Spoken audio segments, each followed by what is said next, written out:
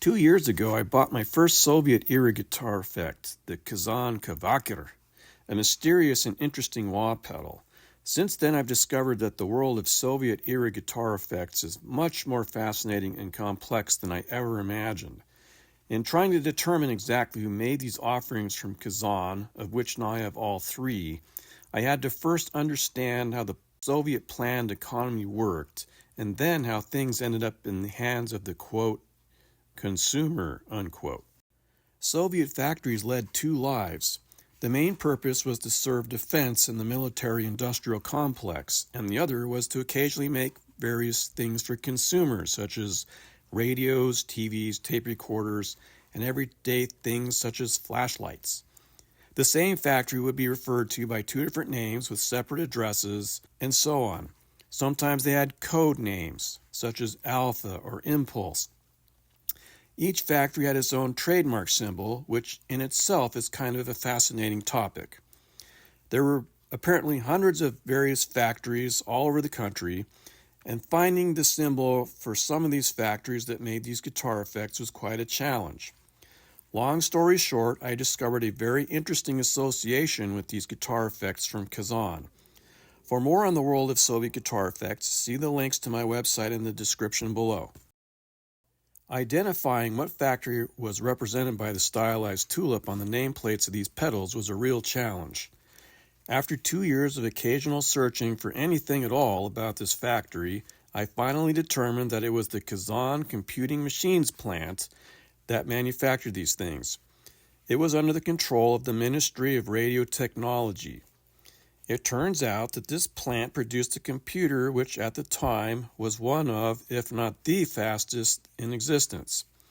It was called the M20. So here's the interesting part.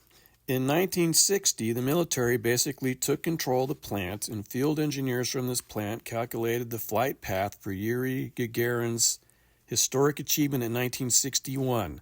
He was the first man to orbit the Earth. Now, these pedals were made some 15 plus years later, but there's no doubt that is a really cool association.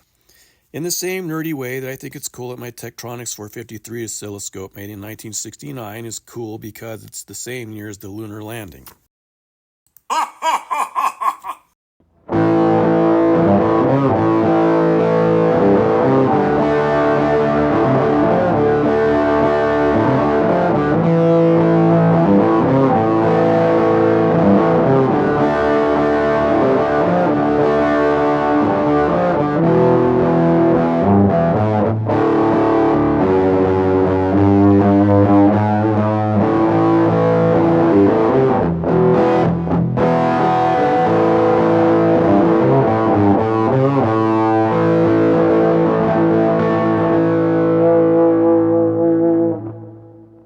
But wait, there's more. Aside from producing that brutal Soviet fuzz sound, the circuit itself is also very interesting.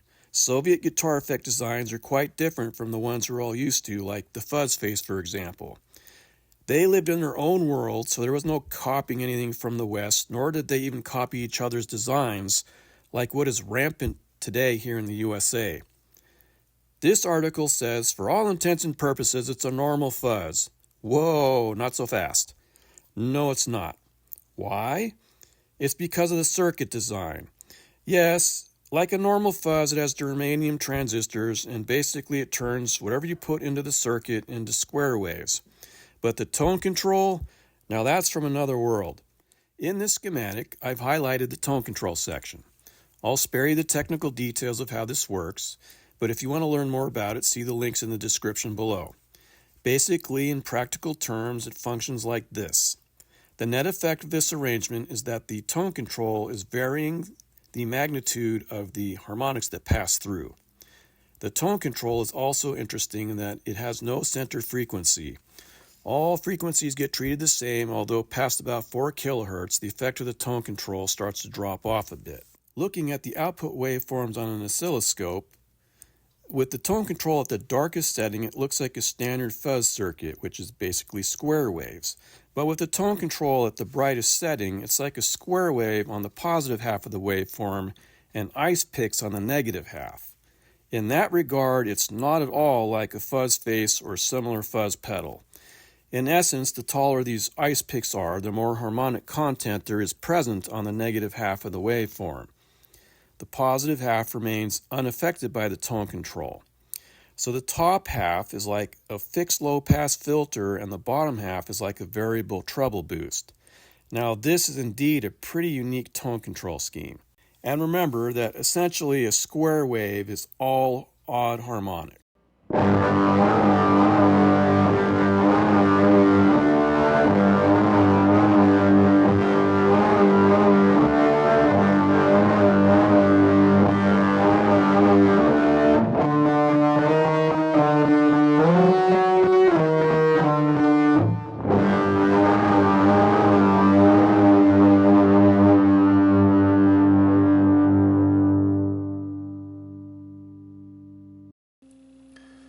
So here what I want to do is just demonstrate what the circuit does to a sine wave. So here I have a sine wave coming into the circuit, and I'm going to turn the circuit on now.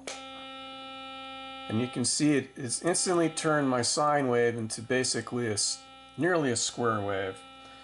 Now this is with the tone control at the darkest setting, and then as you turn the tone control up, notice how the negative half of the waveform gets these really sharp, like ice pick looking waveforms. And the interesting thing is that that does not change no matter what the frequency is. So what I'm going to do next is I'm going to have my function generator do a sweep, and I'm going to have the tone control at the brightest setting. And you'll notice that the top half always remains the same and the bottom half pretty much always remains the same as well. So here we go.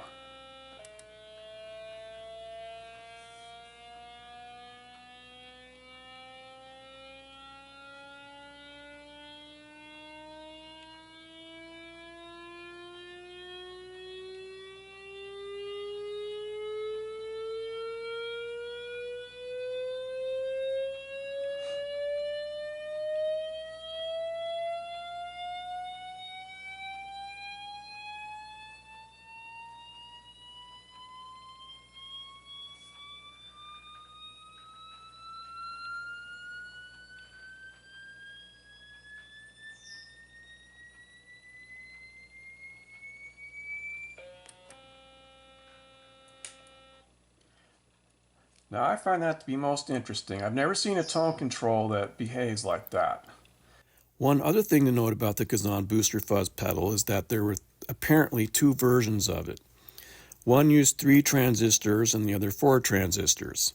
The 4 transistor version also uses series diodes in the signal path, which essentially serve as limiters while also creating a bit of asymmetrical distortion. Now this is another Soviet design oddity that I've seen in guitar pedals. Normally you wouldn't use a series diode in the signal path, you would use diodes that are referenced to ground as limiters, so that's another interesting aspect. The tone control scheme on both versions is the same. I have the 4 transistor version, and I've only seen the inside of 2 other examples which also had 4 transistors.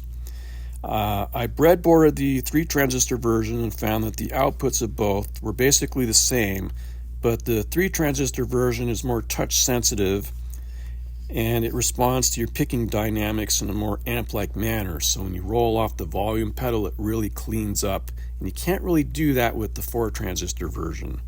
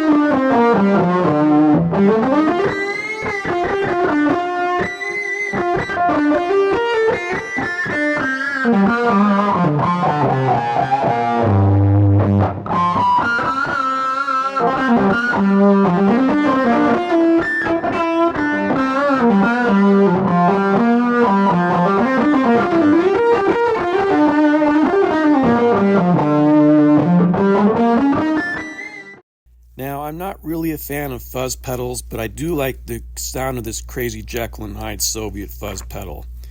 I've never liked how the big muff tone control worked or the quirkiness of what you put before or after a fuzz face, but there's no worries about that either. The input impedance of the Kazan circuit is about 125K, which is around 15 times higher than the fuzz face. One other thing I like about the Kazan booster is that it is really great for pinch harmonics. If you've made it this far, I hope you found this video interesting. I always find the history behind the creation of various guitar pedals to be an interesting subject, and this one is certainly no exception.